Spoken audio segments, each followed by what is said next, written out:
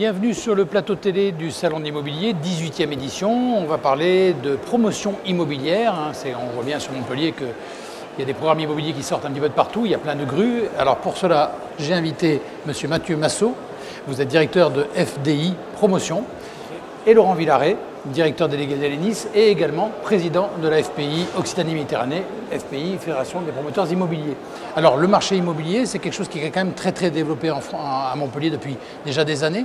Comment ça se passe? C'est un vaste sujet. Je me permets de prendre la parole devant le président de la fédération. Le marché montpelliérain et métropolitain se porte plutôt bien. Les tendances commerciales sont favorables. On a une offre aujourd'hui qui est assez disparate sur l'ensemble du territoire, des produits diversifiés, riches, une architecture assez magnifique. C'est aussi l'attractivité de notre territoire. Globalement, on a un marché qui est plutôt sain, porteur. On a quelques zones, on ne va pas parler d'inquiétude, mais d'interrogation pour nous permettre aujourd'hui de répondre aux demandes et à l'ensemble des demandes des concitoyens sur notre territoire.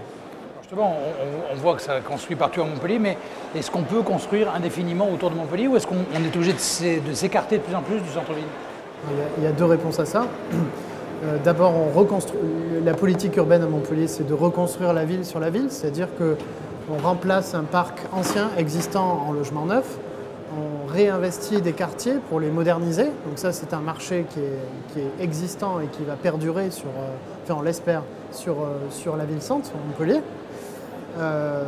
Et après, effectivement, au travers des zones d'aménagement qui sont réalisées d'ailleurs par l'aménageur public, la SA3M, la métropole vient poursuivre sa route vers la mer, puisque c'est un projet qui a plusieurs décennies, qui se poursuit aujourd'hui avec la ZAC République. Et puis il y a d'autres projets qui vont traiter plutôt les deuxièmes couronnes de la métropole, et avec des nouvelles ZAC, et qui permettent effectivement d'absorber ce taux démographique un des plus élevés en France, et par des nouvelles formes urbaines en deuxième couronne de la métropole. On avait créé, il y a déjà quelques décennies, l'idée c'était chacun voulait sa maison individuelle, son terrain, son jardin. Et là on est en train de repenser un petit peu les choses. On ne peut plus se développer en horizontal, on est obligé de faire du vertical, mais du vertical de qualité. On est loin des bars qu'on a connus dans les années 70, 80. Donc justement on voit des choses, notamment en allant vers la mer, avec de la créativité, avec de la conception. C'est ça un petit peu ce qui a changé aussi? On peut l'imaginer, il y a plusieurs choses. Il y a un territoire qui aujourd'hui est assez disparate, je le précisais tout à l'heure. On observe un marché de la promotion collective qui se dynamise sur certaines parties de la métropole. Le marché de l'aménagement et de l'étalement urbain, en tout cas la commercialisation de l'eau de terre à bâtir et le marché résidentiel continue et perdure aussi sur certains territoires.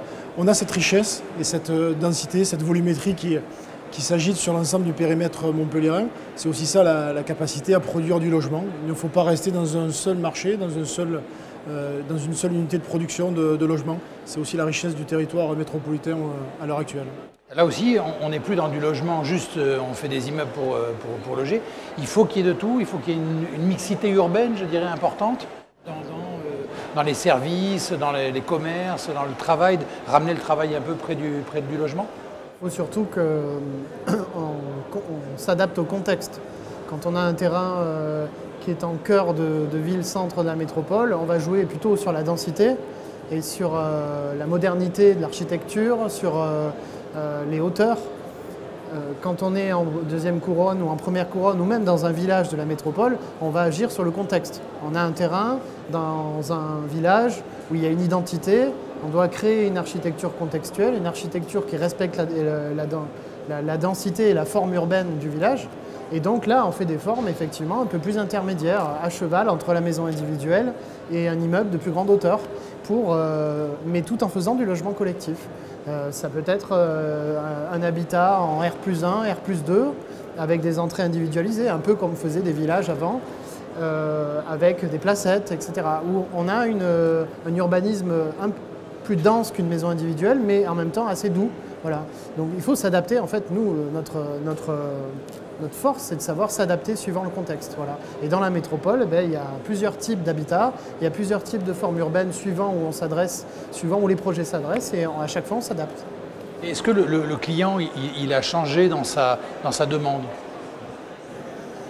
Ce serait présomptueux d'imaginer si effectivement il y a un certain nombre de demandes qui ont été opérées. Oui, aujourd'hui il est attentif à la qualité de son logement, mais on peut imaginer que les anciennes générations l'étaient tout autant.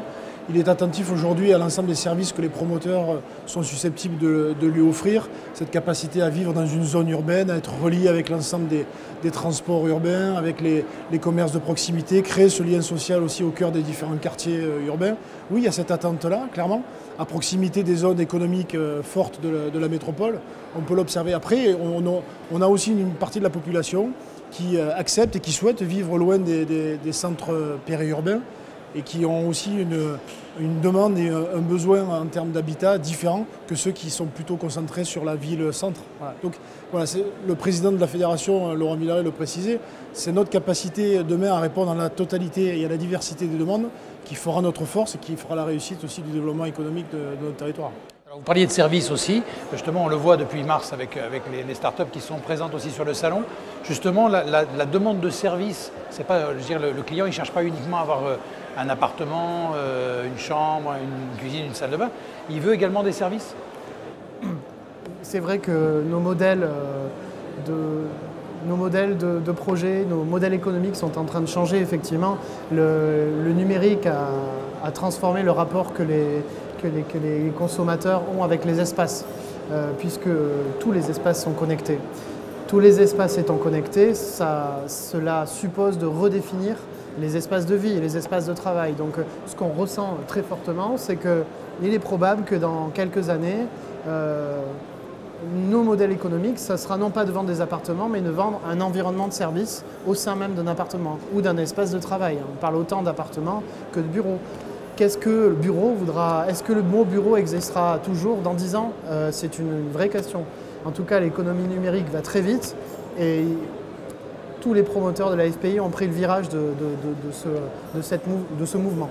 Justement, je recevais tout à l'heure des représentants de la PropTech à Montpellier qui me disaient qu'on aurait peut-être bientôt des volumes d'immeubles avec des cuisines partagées, avec des choses partagées, des locaux communs plus importants que simplement une cage d'escalier et un couloir, quoi. Oui, le co-living est par exemple un nouveau modèle qui est en train d'émerger. C'est tout simplement, imaginez-vous le plateau d'un immeuble. Vous avez des petits appartements de type studio, où il y a les fonctionnalités principales et vous avez sur ce même plateau d'un immeuble, en dehors de tous les logements qui sont disposés, des salles communes assez grandes où sont disposées de très grandes cuisines et donc la pièce de la cuisine s'exporte dans un espace qui est commun. Donc vous achetez un appartement mais vous achetez une valeur d'usage qui est dans des espaces communs. Voilà. Et ça par exemple, l'exemple du co-living en est une parfaite représentation de ce modèle. Et c'est valable pour les étudiants, pour les seniors qui ont besoin de converger entre eux. Voilà. Donc ça, c'est quelque chose qui va fortement se développer. Et d'ailleurs, il y a déjà des opérations qui prévoient du co-living. Alors comment on imagine ça? Comment on va acheter? Parce que quand on achète une porte d'entrée avec un appartement, quelque chose d'assez carré. Tout d'un coup, comment on va gérer les espaces communs ensemble? Ça va être justement des syndics, des gens, ou c'est pour créer une certaine convivialité, retrouver de la convivialité?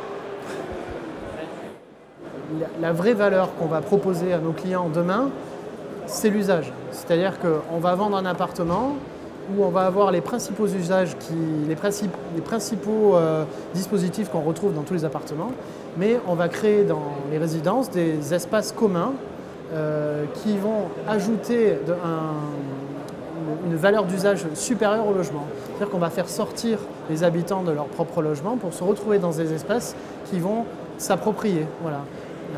Et les copropriétés vont à la fois gérer ces espaces communs comme des espaces à réserver, à louer à l'extérieur.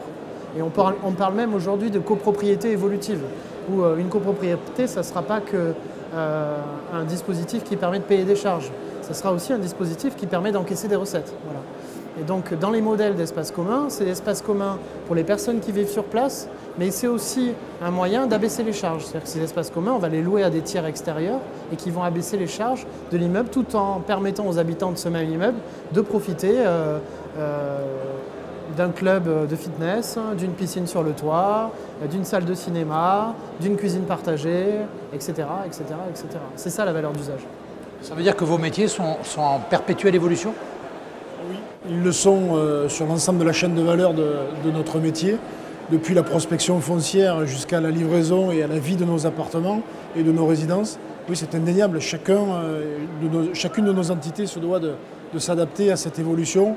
On parle de révolution, de digitalisation, mais clairement, on se doit à un moment donné de prendre ce virage. Le président Laurent Villaret le précisait encore une fois ce matin, notamment en conférence avec un certain nombre d'interlocuteurs.